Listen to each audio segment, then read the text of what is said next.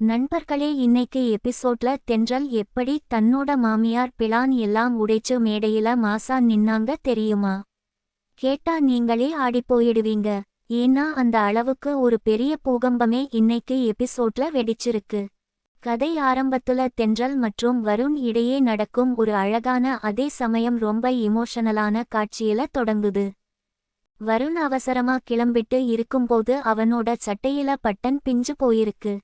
தென்றல் ரொம்ப அன்பா பக்கத்துல வந்து அந்த பட்டனை தைச்சு விடுறாங்க. 2 பேருக்கும் இடையில ஒரு ஆழமான காதல் இருந்தாலும் குடும்ப சூழ்நிலை காரணமா ஒரு பெரிய மனக்கசப்பு இருக்கு. தென்றல் ரொம்ப மென்மையான பொண்ணு, ஆனா அதே சமயம் ரொம்ப தைரியமானவ.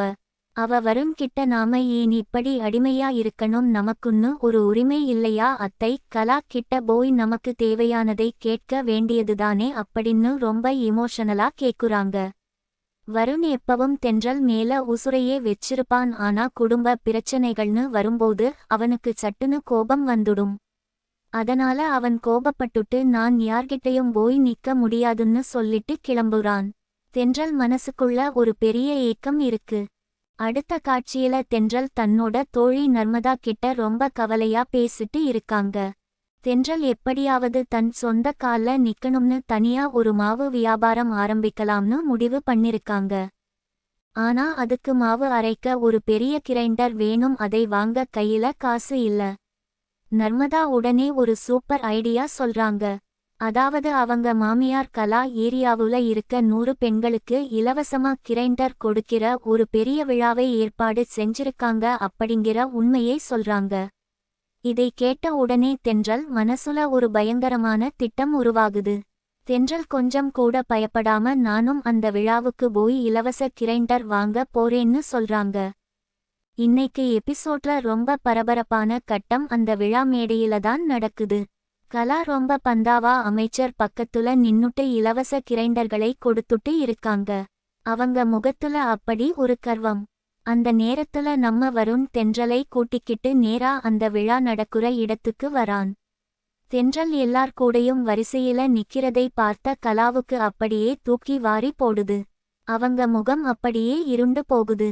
என் மருமகள் எப்படி இங்க வந்தா அப்படிங்கிற அதிர்ச்சியில உறைஞ்சு போறாங்க.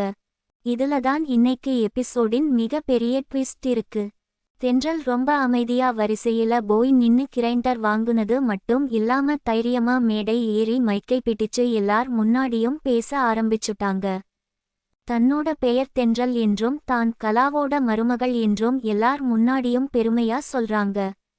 அது மட்டுமில்லாம தான் புதிதா மாவு வியாபாரம் ஆரம்பிக்க போவதாகவும் இந்த இலவச கிரைண்டர் தனக்கு ரொம்ப உதவியா இருக்கும் என்றும் தென்றல் ரொம்ப எமோஷனலா பேசுறாங்க. அமைச்சர் முன்னாடி கலா நிக்கிறதுனால அவங்களால தென்றலை தடுக்கவோ திட்டவோ முடியல.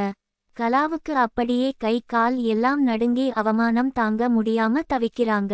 வருண் தென்றலோட இந்த தைரியத்தை பார்த்து ஒரு பக்கம் அதிர்ச்சியாகவும் இன்னொரு பக்கம் அவளை நினைத்து பெருமையாகவும் நிற்கிறான். எபிசோட் கடைசியில தென்றல் ரொம்ப சந்தோஷமா அந்த கிரைண்டரை வீட்டுக்கு கொண்டு வந்து மாவு அரைச்சு பாக்கெட் போட்டு பக்கத்துல இருக்கிற ஒரு மளிகை கடைக்கு கொண்டு போய் விற்க கொடுக்குறாங்க.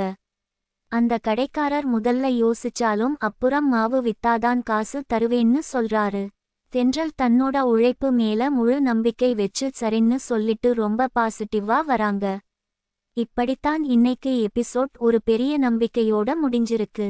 நாளைக்கு எபிசோட்ல என்ன நடக்கும்னு யோசிச்சா செம கியூரியாசிட்டியா இருக்கு. தென்றலோட மாவு பிசினஸ் சூப்பரா ஓடி அவங்க தன்னோட சொந்த உழைப்புல பெரிய ஆளாகுவாங்களா, இல்ல மேடையில நடந்த அவமானத்துக்கு பழிவாங்க கலா மாமியார் தென்றலுக்கு எதிராக என்ன மாதிரி ஒரு கொடூரமான சதி திட்டம் போட போறாங்க?